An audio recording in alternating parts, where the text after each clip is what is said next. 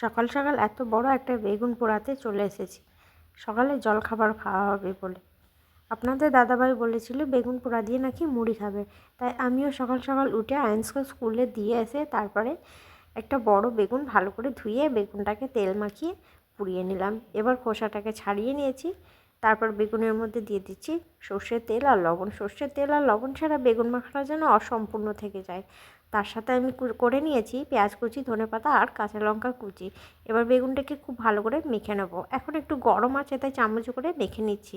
তারপরে আমি হাত দিয়ে খুব ভালো করে বেগুনটাকে পেঁয়াজের সাথে মেখে নেব। আর এই বেগুন পোড়াটা খেতে বন্ধুরা যা লাগে কি বলবো, খেতে দারুণ লাগে গরম ভাতের সাথে বা জলখাবারের মুড়ির সাথে। এটা তো আমি জলখাবারের মুড়ির সাথে খাওয়ার জন্য বানাচ্ছি।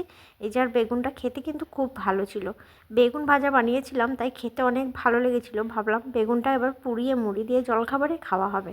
আপনাদের ভিডিওটা কেমন লেগেছে অবশ্যই জানিয়ে যাবেন। আর এইভাবে একবার বেগুন পোড়া বানিয়ে খেয়ে দেখবেন, খেতে অসাধারণ লাগবে। আর সর্ষের তেল আর ধনেপাতাটা তো লাগবেই। তাই আপনাদের কেমন লাগলো অবশ্যই জানাবেন। ধন্যবাদ।